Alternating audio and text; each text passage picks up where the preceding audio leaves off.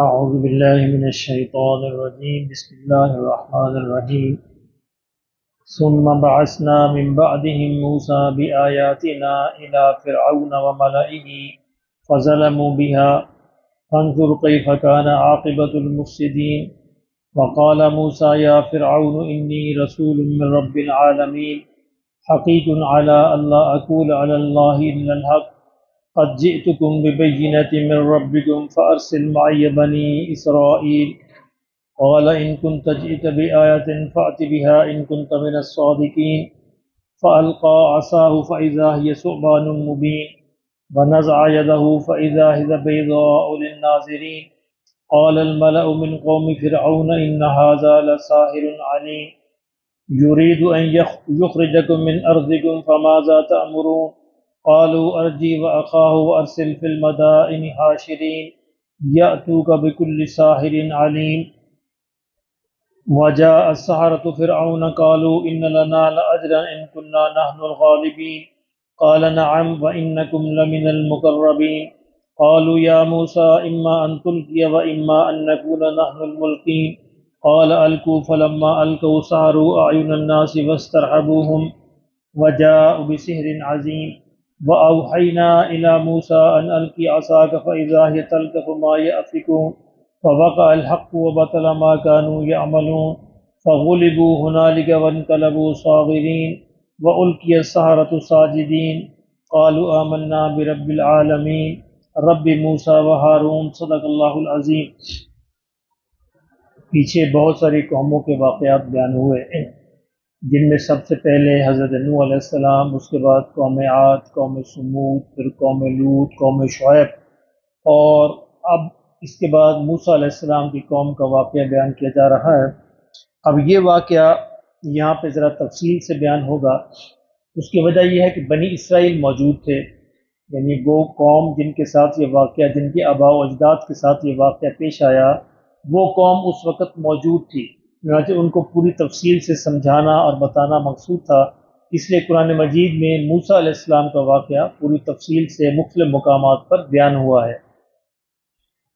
فرمایا کہ ثم بعثنا من بعدهم موسیٰ، پھر ان کے بعد ہم نے موسیٰ علیہ السلام کو بھیجا، یعنی یہ قومیں جو تھی عاد اور ثمود اور لوط اور دوسری قومیں، ان کے بعد ہم نے موسیٰ علیہ السلام کو بھیجا بآیاتنا، ہماری نشانیوں کے ساتھ، الی فرعون، فرعون کی طرف، وملئہ، اور اس کے سرداروں کی طرف، فظلموا بہا، لیکن انہوں نے اس کا انکار کر دیا۔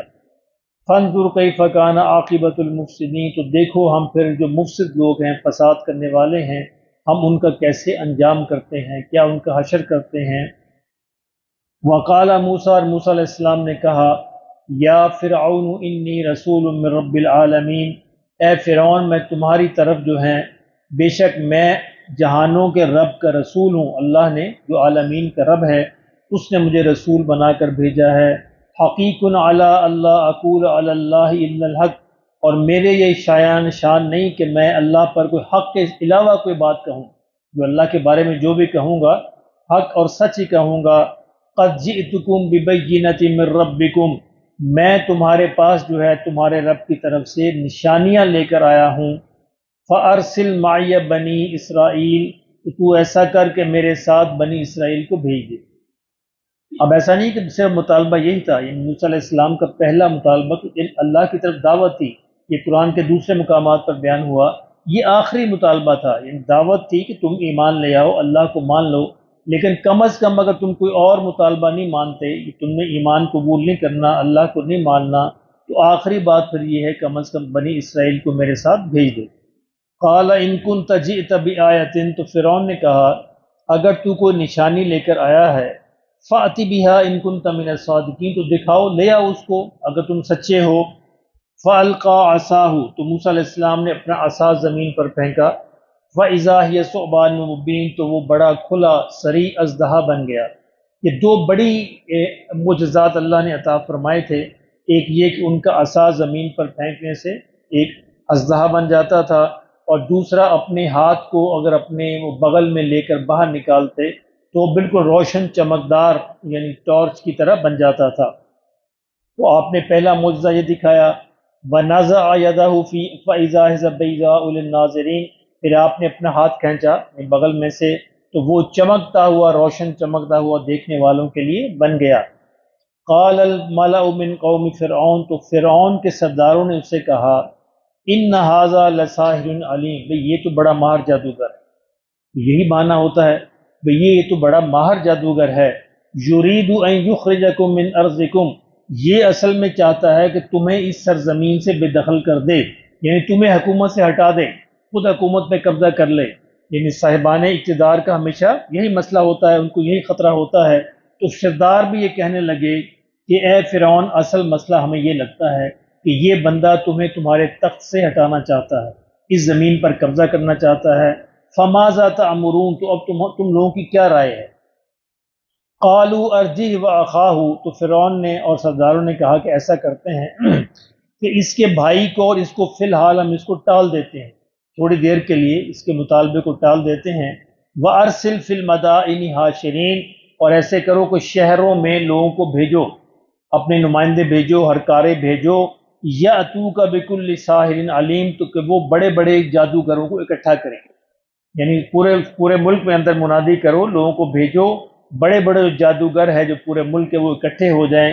وجاء السحرۃ فرعون، تو بڑے بڑے جادوگر جو تھے وہ فرعون کے پاس آئے۔ قالوا ان لنا لاجرا ان كنا نحن الغالبین، انہوں نے کہا کہ ہم مقابلہ تو کریں گے، لیکن پہلے یہ بتاؤ ہمارا اجر کیا ہوگا، ہمیں کیا ملے گا اگر ہم غالب آ گئے، اگر ہم نے موسیٰ کو شکست دے دی تو ہمیں کیا ملے گا، ہمیں کیا انعام دو گے؟ قال نعم، فرعون نے کہا کہ بالکل، وَإِنَّكُمْ لَمِنَ الْمُقَرَّبِينَ، تم میرے مقرب بن جاؤ گے، میرے درباری بن جاؤ گے، میں تمہیں اپنا قریبی بنا لوں گا، اپنے دربار کے اندر بڑا تمہیں رتبہ عطا کروں گا۔ قالوا یا موسیٰ، اب اس کے بعد ظاہر پھر وہ مقابلہ ہوا۔ اب قرآن جو غیر ضروری باتیں قرآن اس کو چھوڑ دیتا ہے، جو انسان خود ہی سمجھ سکتا ہے۔